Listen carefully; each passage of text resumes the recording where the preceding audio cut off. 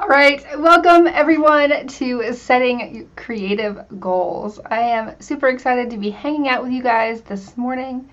I would love if we could kick things off by you popping in the chat box. So sometimes that's below, sometimes that's beside, sometimes you might have to find it under a tab depending on what device you're on. But if you could pop in that chat box and let me know where you are joining us from today, that would be terrific. Okay. We've got April here, and I already know she's from Texas, and we have Chris here, and I know she's from Indiana, and we have Audie here, and I know that they're in Denmark, and we have Natalie from Toronto. Without them even saying anything, it's just I have those special mind powers. I want to welcome everyone who is here live with us this morning, as well as those of you who are watching in the replay. This is going to be a fun session. I haven't done something like this in a while, so I think this is gonna be cool. In a few minutes here, I will switch over to the PowerPoint view. I've got a whole presentation. What you might want to do right now, after you've shared where you live, is to grab a piece of paper and a pencil, because this one has a little bit of an exercise for you in it. We're going to do a little activity that's going to help you set some priorities. All right, so we've got Amy in Minnesota, Sarah in Massachusetts, Desiree in Montana, Lisa in Florida, Kathy in Colorado, Cindy from Texas, Bonnie from Nebraska. I love that we have folks from all over. We have Anne from Minnesota as well. Super fun. Thank you for being here. Definitely pop in that chat box anytime you have a question. I will do my best to try to answer your questions as we go, but if I don't get to it, we'll have time at the end for questions. Please feel free to copy and paste again if it's already scrolled on by. I want to make sure that you get your questions answered and that you get a good experience here today. All right, we have Pat in Arkansas. Okay. So what we're going to do, we're going to switch to the presentation, and then I will come back on here live at the end where you can see my face again. We are going to do some over-the-table stuff here, so that's why we have this camera as well. Audie already had paper in front, so that is perfect. We have Carrie from Washington, Nicole from Winnipeg. Oh, fantastic. So cool. Okay. Let's switch that camera. Okay. Here is the presentation for today. All right, let's do this. So you are here for setting creative goals. And I want to give you a little bit of a warning here that this may not be exactly what you expect, because I'm not going to tell you that these are the types of goals that you should be setting, that you need to be looking bigger or thinking smaller. And I'm not going to be telling you that you need to hustle more or relax more. I'm not going to prescribe anything for you. I'm going to give you a couple tools that will help you come to your own conclusions that work really well for you. And these are things that you can use again and again to find focus and clarity and motivation, and to feel like you're constantly inspired to keep going. And that's going to look different from everyone. And sometimes I feel like a broken record, but I need to say that again and again because I see so many scrapbookers trying on someone else's goals. And there's nothing wrong with that trying on process. But 95% of those aren't going to be for you. It's that 5% that you have to find that's going to be your 100% awesomeness, your 100% wonderful, perfect for me goals. And that's what we're going to talk about today and how to find those. All right, so these are the 3 questions that we're going to answer today. By the end of the session, you're going to know, how do I set goals that I can actually achieve? How do I get those projects actually finished? How can I determine what is a priority and what isn't? Because you probably have a lot of ideas of things that you want to be working on, but how do you figure out which one to work on now? And then how can I keep track of progress towards my goals? We have this problem of kind of keeping it all in our heads, and that ends up leaving us feeling overwhelmed. So I'm going to share a couple different ideas of how you can get that out of your head and onto paper so that you can visualize your progress and know exactly what's next. All right, so this is me. You already saw me, but here's me again. So I am your guide here at Simple Scrapper. My name is Jennifer Wilson. Many of you guys know that I am a water scientist by training. I still work part-time in the drinking water industry for the University of Illinois. And then the other 95% of my life, I work here at Simple Scrapper serving you. We've been in business for 10 years, and I absolutely love my job, and I am grateful for it every single day. And I have become kind of obsessed with your way. And certainly I share a lot of how I do things and how I make great decisions and where I make not so great decisions as well. But I really want to help you figure out what is your way. And some of that might look like mine, and some of that might look not anything at all like mine. So this year we're really focusing on the Scrapbook Your Way movement, and I want to encourage you to use this hashtag on Instagram when you are feeling like you're customizing your process. You've got things going on, you're making progress because you're following your own intuition and you're really thinking about, oh, this is what I need to do. This is perfect for me. This is where I find creative flow. This is what's fun for me. And that's the definition of scrapbooking your way. And so I hope you'll use that hashtag. We know that you may have already heard that this is kind of the big theme for us this year, and I'll share a couple other things that are on this Scrapbook It Your Way theme here in a second. The first of which is our new podcast. So of all the things I'm going to talk about today, I'm probably the most excited about this one. Next week on Monday, February 11th, we are launching a brand new podcast. This is free for everyone, a public show. It's going to be released every week on Monday, and we're going to drop with 5 episodes at the beginning, and it's going to be a big, fun mix of formats. I'm going to have interviews. We'll have discussions with multiple guests. We're going to have some teaching of just, me sharing something similar to like what I'm doing today, and we'll also have conversations with my teaching assistant, Kim Edson, where we're answering your questions and really teasing apart a problem. And you can learn more about the podcast and sign up to be notified when we launch at simplescrapper.com/podcast. And then the other thing I'm excited about right now is our new pop-up workshop. So we have this new series of workshops that are bite-sized and kind of an exploratory format. We don't want you to spend a lot of money to try something new and find out that it's not a good fit. So these pop-up workshops are these small opportunities for you to try things on for size. And our first one is called Apptastic, and it's all about different apps for both phones and tablets for scrapbookers. So we're going to cover the range from photo taking, photo collaging, photo editing, anything that you can do with photos on your phone, all the way to actually scrapbooking on your phone or on your tablet.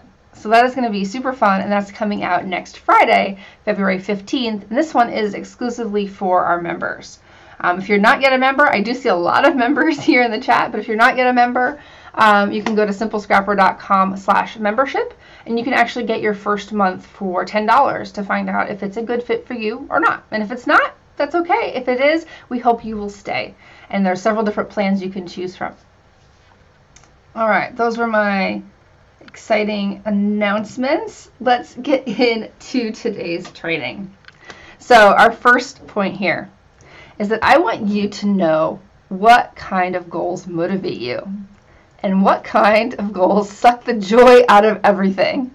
I know that all of you have been in a situation where you've set a goal and maybe you had a great initial start and then you absolutely hated it. And so you trudged along, but you hated every minute, or more likely you gave up. You let go of that goal because it probably wasn't the right goal for you in the first place.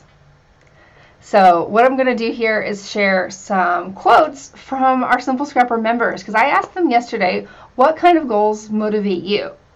And they shared so many different ideas, and it was such a range. And this illustrates the point here, is that every person is motivated by a different type of goal. So I'm going to share these descriptions, and then I'm going to share a specific example in scrapbooking of what that goal would look like. And I am seeing in the comments here from a few minutes ago that they hope there's lots of Android options too. Yes, there will be, because I use an Android phone, and then we'll be using my daughter's iPad for the Apple demonstrations. So there will definitely be a mix of both. Just want to make sure we got that covered. Okay, the first one here. I am motivated by larger goals and seeing measurable progress. Now, this is what you might think of as a typical perspective, but it's really, really not.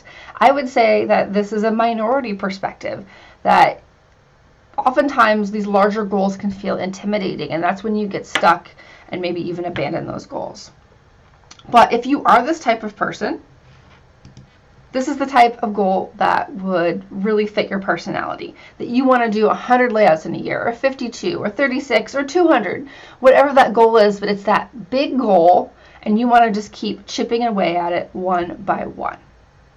But if you've ever tried that goal and it didn't work for you, maybe we have some other perspectives here that might work a little better.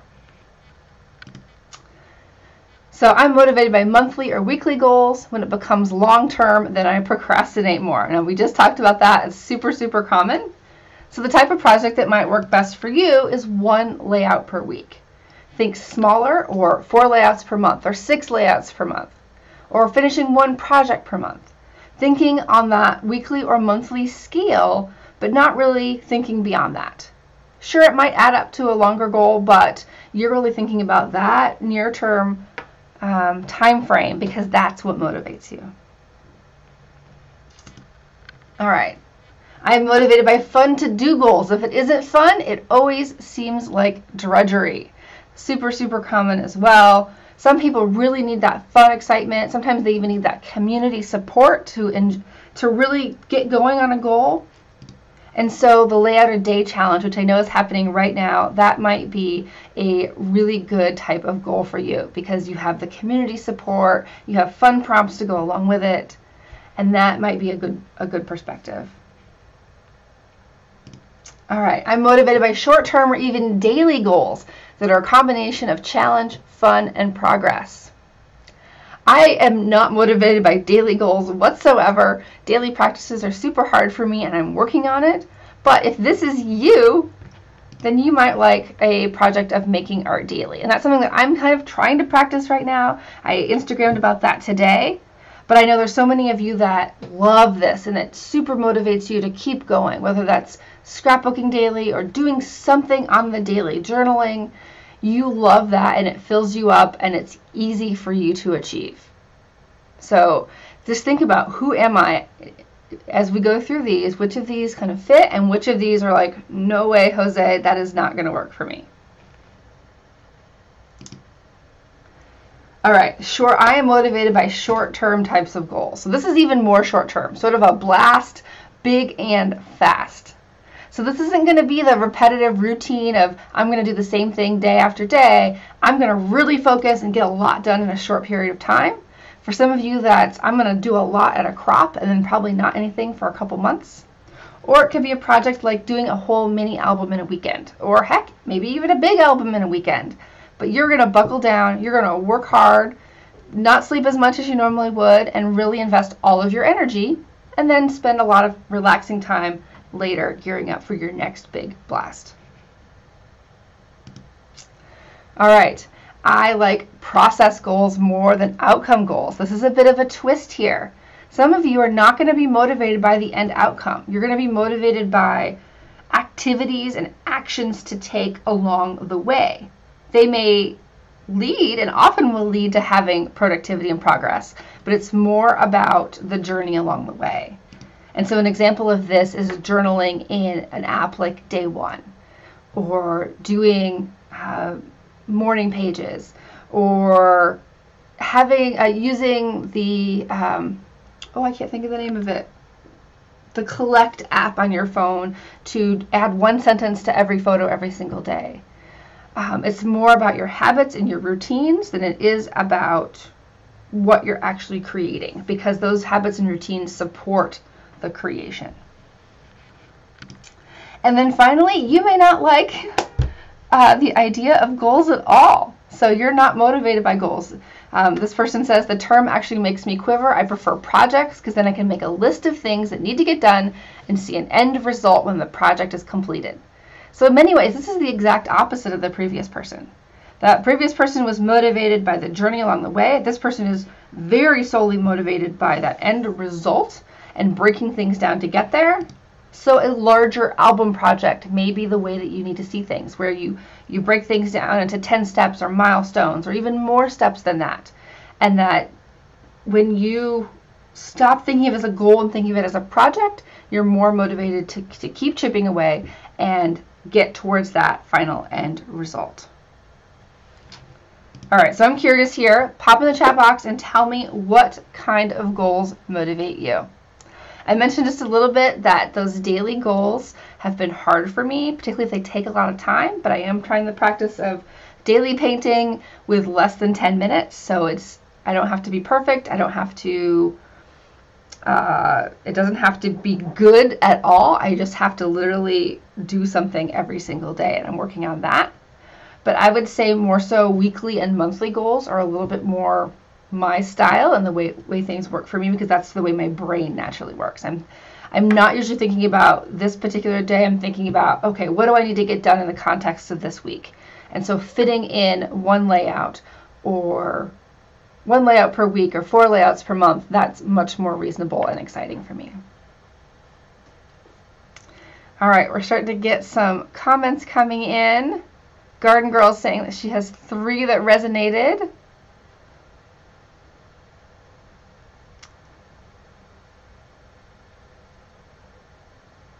April adds her own here. She says that quote unquote, should goals make me feel bad about myself, and I'm not motivated when I feel bad. That is 100%. Okay, so Sarah says monthly or weekly goals, process goals, and no goals at all, prefers projects. So yeah, and in this example, you see that there may be some that resonate more than others, or there may be some that you know you're already good at, and others that maybe you want to dabble in or try and see if they do fit or not, because maybe you've been intimidated or you didn't think you could ever do that. Gracie says that maybe larger goals, monthly or project oriented. She says she likes to have fun, but it's not as important as the end product. And we're gonna, in the next section here, we're gonna talk about that balance between fun and important and how that influences what you should work on. And I have a couple different perspectives on that too. Mama Birdie 3 says that it would be long-term goals. She's had the most success with those. Desiree is a process person. She needs to enjoy the process, and the end product is a bonus. April says, if I can frame a goal so that it supports my philosophy of how I want to live my life, I tend to recognize when I've done things that fit that goal, and that motivates me to do more. Oh, I love that. Anne likes monthly so she can focus on one thing at a time. Ina does well with 30-day projects. Beyond that seems not sustainable. Audie might be more motivated by process goals, but also enjoys challenges. Michelle likes quarterly goals. We'll also be covering that a little bit in the 3rd section here. Carrie says she likes the blast option, but has been successful at load in the past. But a lot of the times it ends up being no goals. So yeah, so many different personalities here. We've read several different of Gretchen Rubin's books in our Simple Scrapper book club, but her 4 tendencies framework is another way to look at this, to know what type of internal or external motivation you need to get something done. Some people need more accountability, some people are totally internally motivated, and some people resist any kind of structure or rules. All right, thanks guys. Great conversation. Let's go on to the next section. This is where you're going to need your paper. So strategy number 2 is to use the numbers to get real about what's actually important to you, and most importantly, what's important to you right now, because this will change over time. And so this is an exercise that you can do every month, every season, every year to check in with the things you have on your list and figure out what to work on. So first thing I want you to do is to draw 4 columns on your paper. So that will look something like this. Doesn't have to be perfect. You don't need a ton of space either. We're only going to use 3 examples here.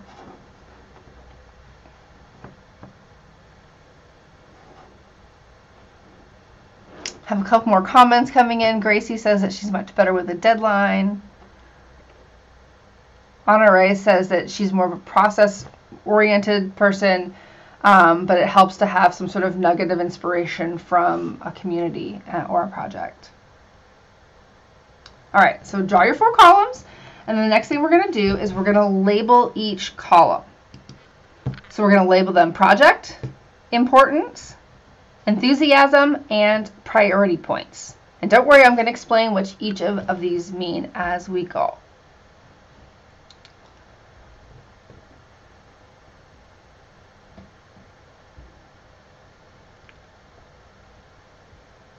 Okay. Hopefully we've gotten caught up now. So now we're going to add 3 projects. You can do this with more projects, but for the sake of time here, and so you can see how this works, I want you to just pick the 3 that come to mind. And if you're not doing the scrapbooking mindset, you can pick 3 home projects or 3 organization projects. You really can pick anything here, but if you can, pick 3 scrapbooking projects. Now I want to also caveat that a project could be anything. It could be a single layout, it could be an album, it could be a series of layouts from a particular year that would all kind of probably go in the same album, or maybe they're going in separate albums. But any way you can draw a boundary around something and call it a project, you can list that there.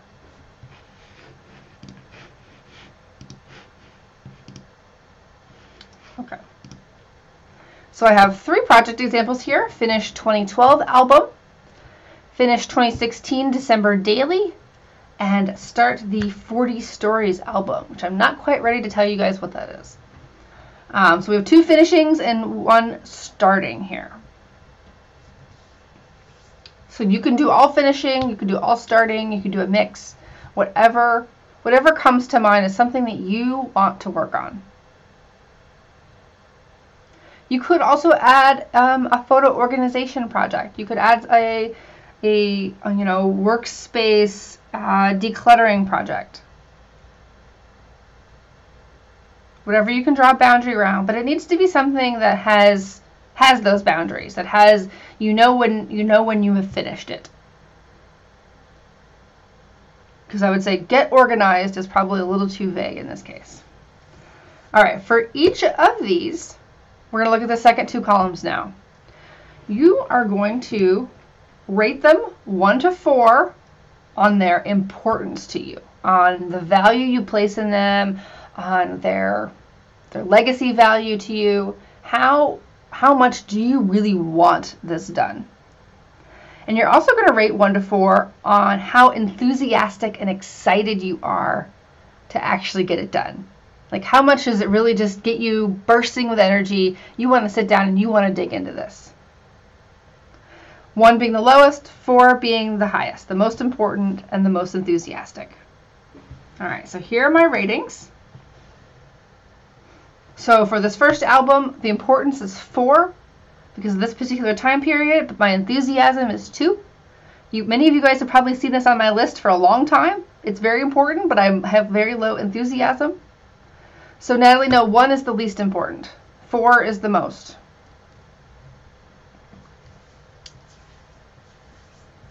All right, so we have finished 2016 December daily. I had that importance of 3, like I'd really like to get it done.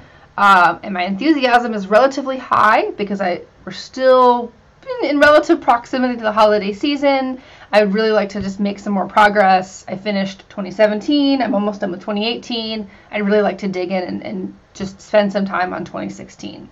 I don't really like having these particular backlog here of these projects. And then this 40 Stories album, the importance is 2. Like, my enthusiasm is higher because I really want to do this, but in the overall scheme of things, it's more of a, like, I'd like to do this. It's not as important. You certainly can use duplicates. You will see this come out in the end, and that's going to make it a little harder. So if you can relative weight them, particularly on these shorter lists, that's helpful.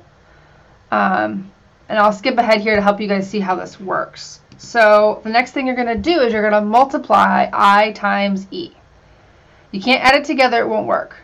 You have to multiply the numbers to get your priority points. And this is where you're going to see that you need to balance that importance and enthusiasm. Because in the example here, that finished the December daily, because they were both on the little higher side, that's why we get the most points. That's why that one got a 9. The 2012 album gets an 8, and the 40 Stories gets a 6. So it's that 9 that I should be working on next. April says, so the most important thing is also the lowest enthusiasm. That happens a lot. And this is where we need to talk about going a little bit deeper. I use this as a first cut. And if you can do that highest one and get that done, and then you're on to the next part of the list, that's when you may need to do some things to bump up your enthusiasm. Or you may need to use the momentum from finishing that first project to really jump into that second project and make some progress on the important ones. Because if something is that important to you, but your enthusiasm is always low, then you either need to A, find ways to ride that momentum, or you need to adjust the project so that you do feel more enthusiastic and excited about it. She says it's finishing setting up my new printer. I would say that should not go on your list because that's a task you could probably do in an evening and you should just check it off. Just saying.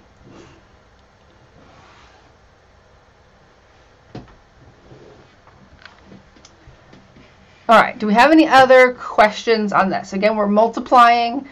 4 is the most important or most enthusiastic. 1 is the least.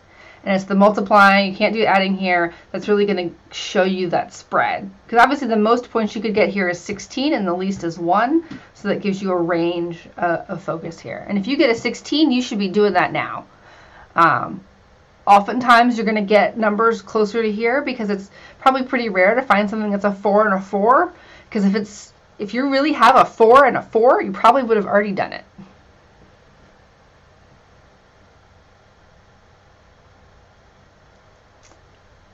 Okay.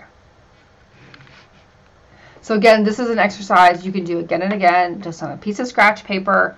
And I'm also going to show you how you can do that in the Scrapbook Your Way workbook here in a second. Okay, let's switch here. Cindy said, I love this exercise, so much clarity. I am so glad. We've been doing this exercise for a number of years now. I keep trying to simplify it, but it is super, super powerful. I've also shared it with people who are outside of scrapbooking, and they find it helpful as well for just figuring out, what am I going to work on next? When you have all these options, it's just a really great clarity booster. Okay, strategy number 3 for today is stop keeping your scrapbook progress inside of your head. I mentioned this a little bit at the beginning because that can weigh you down, make you feel overwhelmed, and probably more overwhelmed and stressed out than you need to be. I mean, first of all, scrapbooking is supposed to be fun. We're supposed to just be enjoying the process along the way or enjoying the process towards your goals, depending on what motivates you. But when our heads are feeling a little cluttered, we get stressed out, and I don't want you to feel that way. So by writing things down, it helps you see the progress. Particularly if you're a digital scrapbooker, digital scrapbookers have much less or more infrequent visual progress of their work. Seeing files on your computer doesn't provide the same kind of progress visualization as seeing a stack of layouts on your table. And so since most digital scrapbookers print their pages in batches or even into photo books, they're not going to see that tangible progress until later. That's where writing things down can really help you. It also just helps remind you, because if you make a layout and then you put it inside of your album, it's gone. It's there for you, but you're not seeing that progress stack up over the year. So writing things down helps you not only get the thing done, but track that you did it, so you can feel that satisfaction and accomplishment. It also frees up this mental space, this burden that you may feel like, oh, I got to do all these things and it's so stressed out. I know you've been in that situation for your life, and so you sit down, you make a list, you figure out what's next. That's what we do. That's how we cope with daily life, because there's always so many things to do. We need to apply that same strategy to our scrapbooking so that we can be more present in the moment and be like, yeah, I'm working on this particular layout and I'm excited about it and I'm not worrying about all the things that I haven't done yet. All right. So we're going to talk about the Scrapbook Your Way workbook. I'm going to do a little demonstration here. And so this is a tool that helps you figure out what works best for you.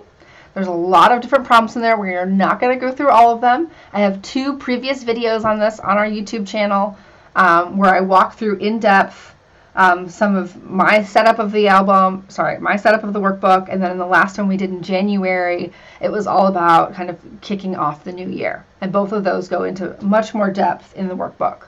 But what we're going to do is we're going to showcase how to do this process that we just described and how to do that in your workbook and where you're going to be tracking this progress.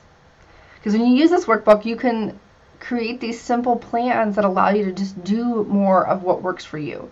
Once you've figured it out, you keep finding, you get this, it's almost like a spiral or a peeling an onion type of metaphor here, is that the more you can peel apart the layers, the more you hone in on the centralness of what works best for you, and you find more and more clarity over time, and the more you go through this process.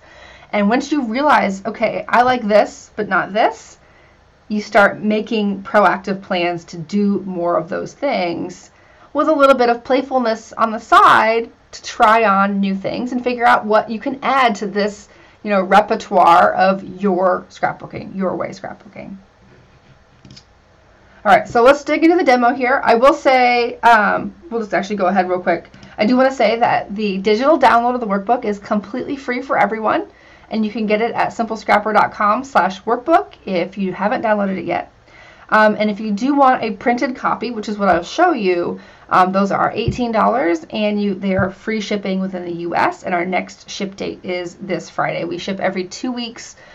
Just because this isn't the bulk of what we do, I really wanted to offer this as a convenience for those of you who maybe don't have easy access to at-home printing or just really want that more tangible bound option so that you know that you're going to use it. It's also a kind of an accountability strategy is to buy the printed version.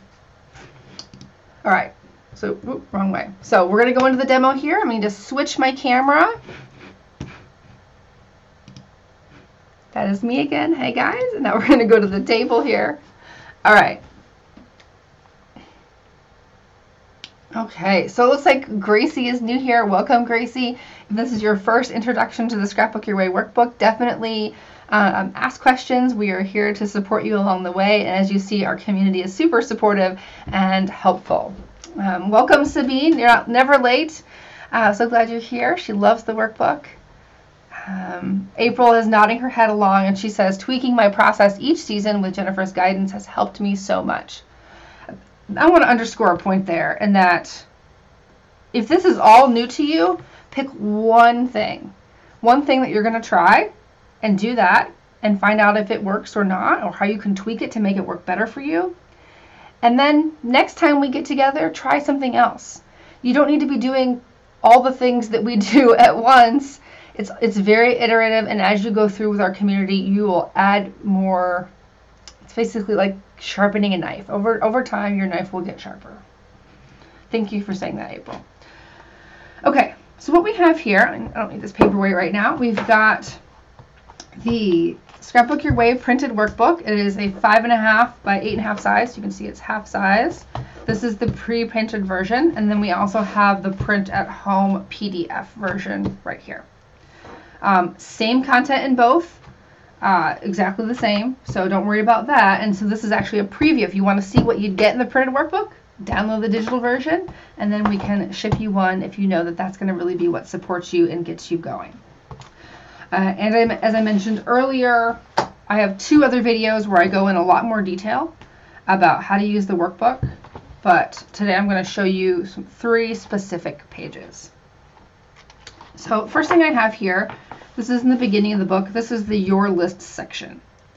So this is a list that you can start at the beginning of the year or the beginning of when you're going to use this workbook, but you can also add to it over time. So this says list any unfinished projects you want to complete. So I'm going to do 1, 2, 3 here. We'll pick 3 other projects So we're going to do finish 2015 December daily, because that one's not done either, unfortunately. We're going to combine 2015 to 2017. For some reason, those years did not work out so well for me. I had a lot of false starts and trying different sizes. And so I need to spend some time combining those and figuring out the gaps. I'm going to do end gap identification here. And then number 3 would be start. Oh, we're not going to do that because this isn't the start. This is the unfinished.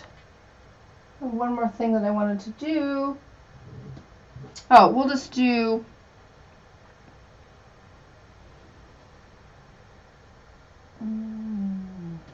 finish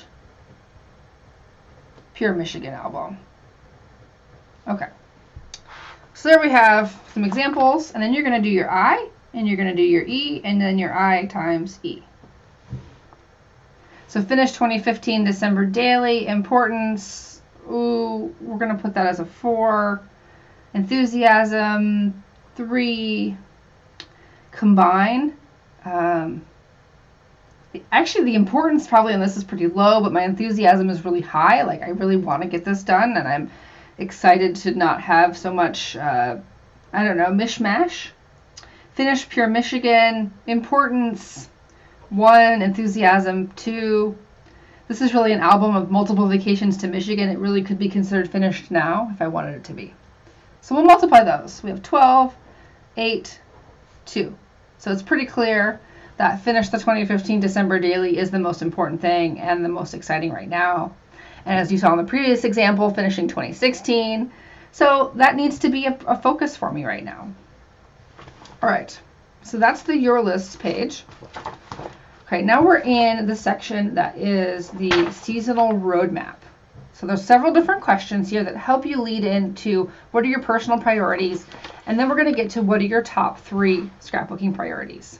Okay, so we know that finish 2015 December daily is going to be 1, but this is a whole quarter.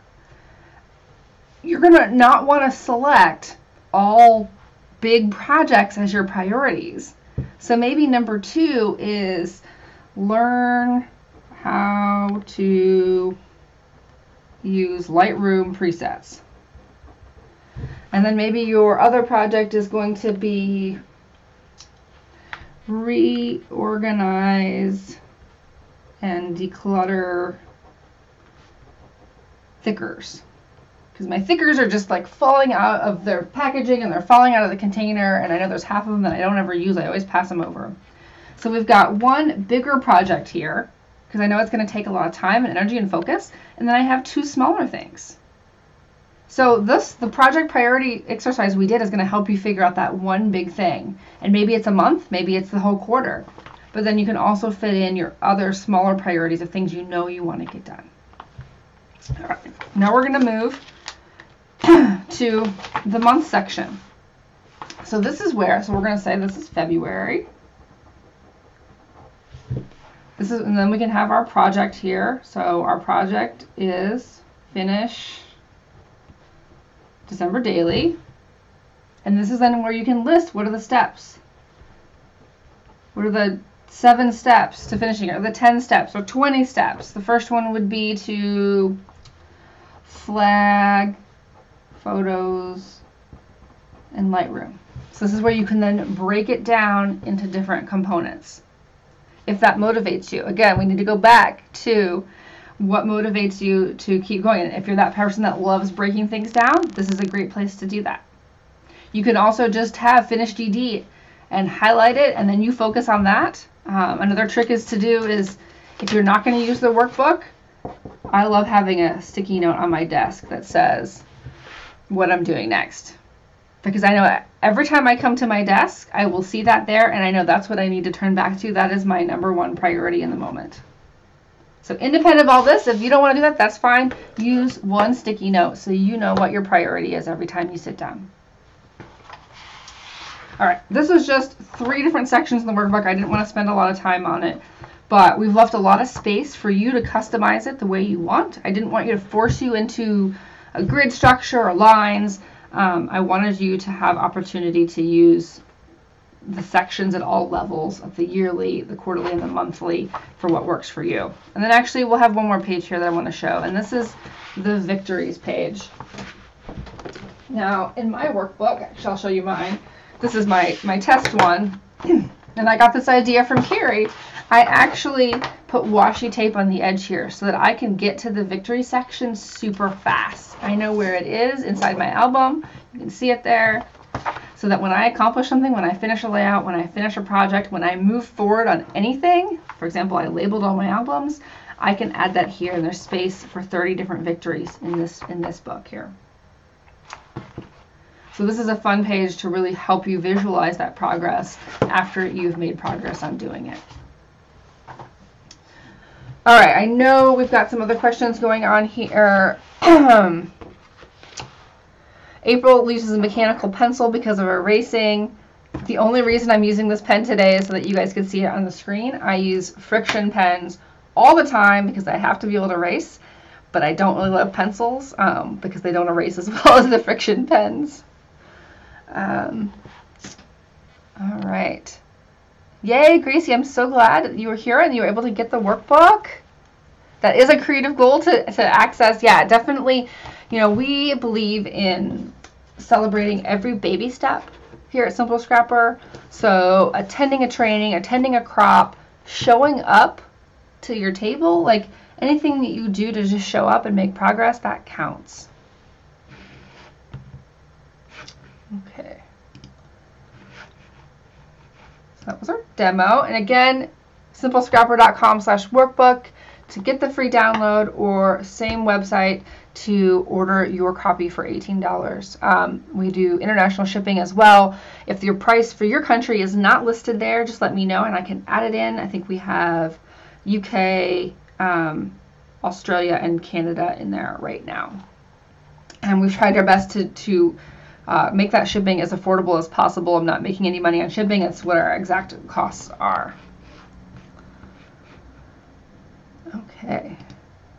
Okay, time for questions. So let's switch this back to me. There we go. Okay, what do you got for me today? Okay, Ina says, what about journals and planners, ongoing things? How do we fit those in on our priority list? That is a really good question. I would say that can be on your, if you're, how do I answer this the right way? I see those as projects, and each project has an amount of time that it's going to take, whether that's small amounts of time daily or like an album project, multiple hours over time, or if it's a weekend project. So this priority system doesn't take into account time. It helps you determine what to focus on. But that doesn't mean you can't pick 2 to do. So let's say you made a list of 10 and your top 2 included doing daily journaling and finishing this album project. Those can be your priorities. But then you have to figure out what is reasonable for me, given that A, I want to do this daily journaling. Okay, now what time is left? And inside of the workbook we have this calendar section. So there's just 12 boxes for each month. But this is where you can list personal priorities. And it's more meant for like, okay, we have a wedding coming up. I know that I want to do December daily. We go on vacation in the summer. But if you want to have personal practices that maybe are for every single month or only certain months, you need to add those on there, because this is your baseline of, this is going to tell me how much time I have left for those projects that are not ongoing. I hope that was helpful.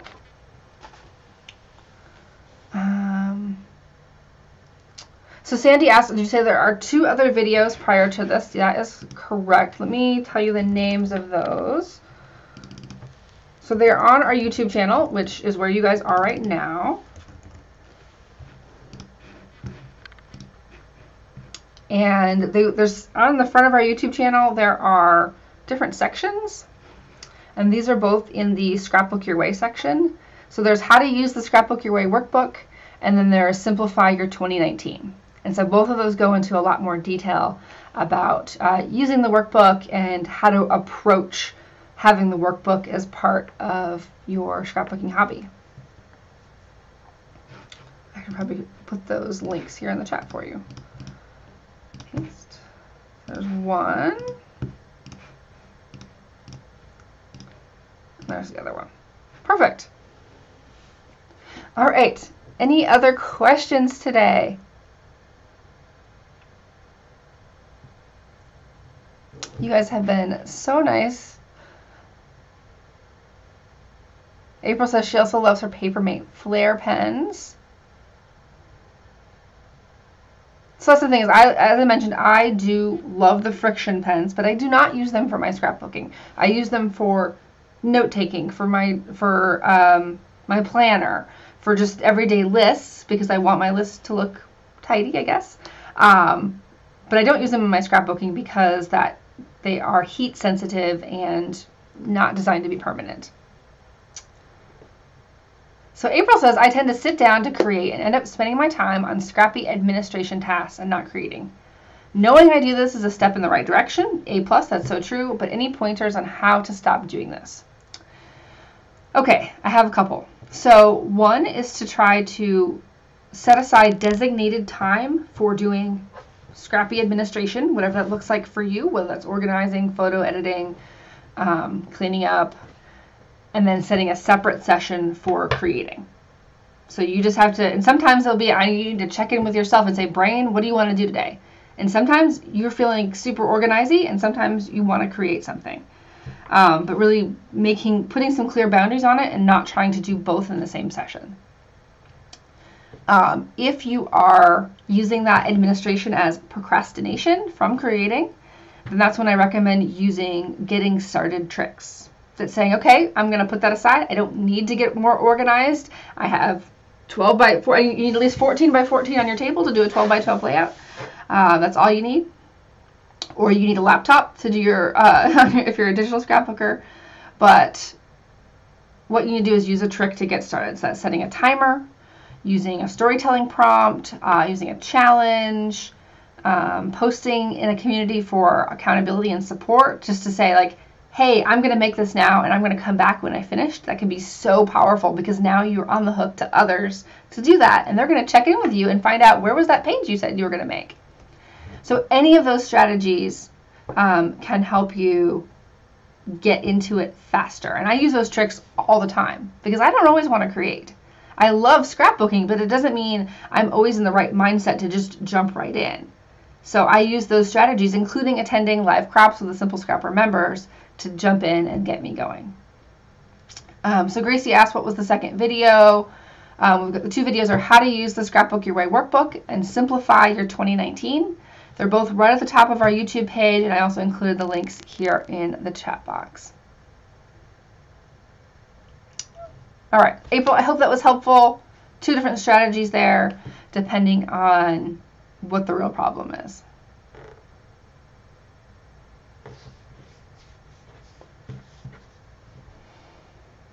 Okay, well, I will be happy to answer further questions below this video once it finishes publishing to our YouTube channel. I would love continuing this conversation, particularly if you are watching in the replay.